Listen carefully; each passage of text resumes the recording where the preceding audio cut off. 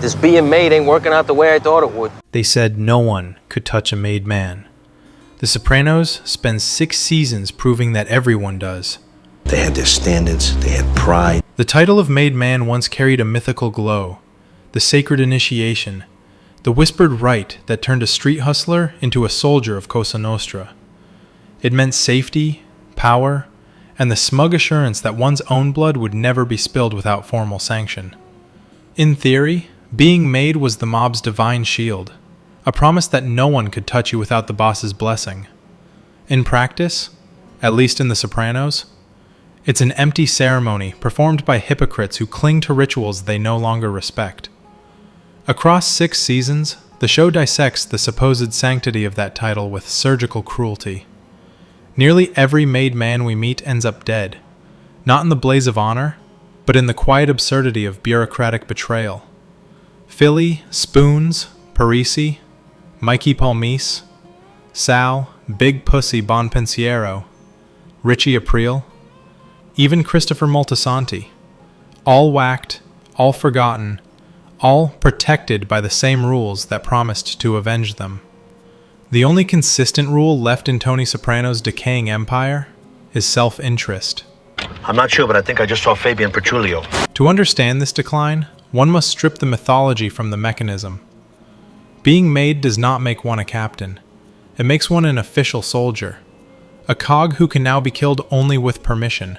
This being made ain't working out the way I thought it would. It's the mob's version of corporate HR. A title, some new responsibilities, and a false sense of security. Captains are chosen for convenience, not sanctity. I want you to skip that thing. Fucking thing is one big ATM machine. Christopher gets promoted because Tony needs a loyal collector, not because he's ascended to sainthood. I'll be a fucking captain. Ralph Cifaretto becomes capo because someone else dies, and Tony, tired of Ralph's whining, finds it easier to appease him than bury him, at least for the moment. Mikey Palmice's a made guy. The supposed rulebook is clear. A made man can't be hit without a sit-down and approval from higher-ups. But The Sopranos makes a mockery of that formality. I'm a made guy! Tony beats Ralph in the bada bing and Ralph protests. "I'm a made guy," as though the words alone will stop a fist. Later, Tony kills him outright and hides the body, because the boss, it turns out, doesn't need permission from anyone. If there were consequences, they die with the evidence. This dynamic isn't unique to Tony's Jersey crew. The real mafia has always functioned on selective enforcement. The execution of Paul Castellano by John Gotti, carried out without commission approval, supposedly broke the rules. Yet, as with Tony, the killers simply built a paper-thin argument to justify their rebellion. The commission disapproved, but couldn't touch Gotti because he was too visible, too notorious, too well protected by circumstance. Rule-breaking becomes tradition once the rule-breakers live long enough to write the new rules. The supposed honor of the family dissolves completely in moments like Vito Spatafore's death. Vito's only sin was being gay, not disloyal, not a rat, not plotting a coup. Phil has to know that punishment has been meted out. And Tony knows Phil Leotardo has no right to kill him, yet lets the issue rot. When Vito's mutilated body surfaces, Tony fumes for form's sake, but takes no action. Phil broke the code. Tony shrugged. The family's vaunted morality is nothing but a costume worn when convenient, discarded the moment it constrains profit. Even more grotesque is Tony's murder of Christopher. By that point, family is an abstract slogan used to justify violence, not prevent it. Your friend is dead. Christopher, a made man and Tony's own blood in all but name, dies not for treason, but for being inconvenient.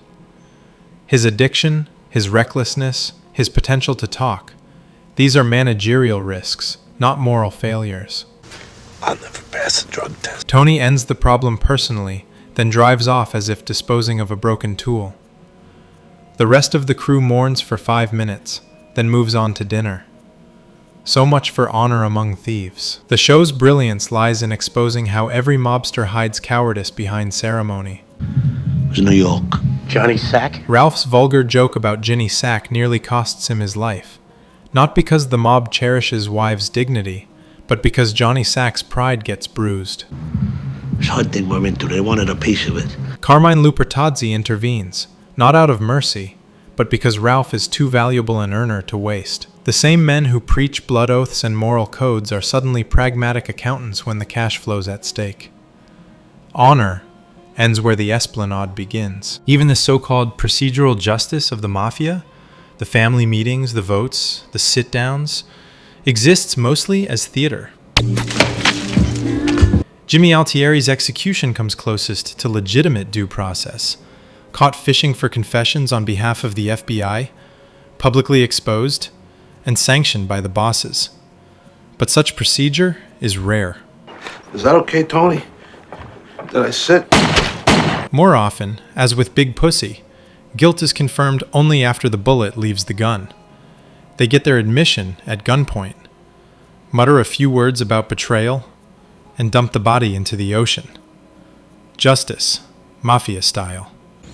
Maybe he found out. Defenders of the made man tradition argue that betrayal, insubordination, and weakness are hanging offenses.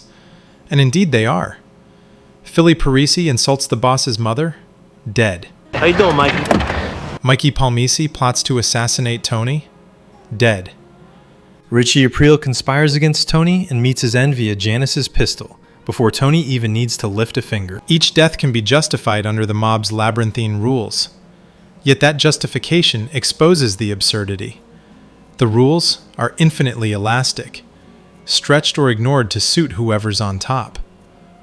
By the end of The Sopranos, the very notion of being made feels indistinguishable from a multi-level marketing scheme. You buy into the dream of power and protection, kick up your percentage, and hope the man above you doesn't decide you're a liability. Tony's family is not a brotherhood. It's a glorified sales hierarchy, complete with motivational speeches, hollow rituals, and a pyramid of fear. The only product being sold is loyalty, and even that depreciates fast. The tragedy, or perhaps the dark comedy, is that everyone knows it. Gonna celebrate? Just me and Adriana.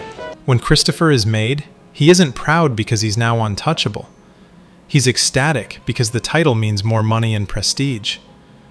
Adriana celebrates not his safety, but their impending lifestyle upgrade. The moral and spiritual aspects of the family have withered to pure economics. The blood oath is a business license. Ultimately, The Sopranos dismantles the romantic mythology of organized crime with brutal precision. Its made men are not knights of an underworld chivalric order. They're bureaucrats of violence, cashing envelopes, quoting outdated codes they no longer believe in. I ruin everything. The supposed protection of the title is conditional, temporary, and subject to the whims of whoever holds the most leverage that week. The final irony? For all their talk of rules and respect, these men are indistinguishable from the corporate bosses they despise. They just handle HR disputes with bullets instead of pink slips. Being made, in this world, means one thing only. You've earned the privilege of dying by your own boss's hand, with the solemn assurance that no one will lift a finger to avenge you. In the mob, you live by the code. Online, you die by the algorithm. Subscribe.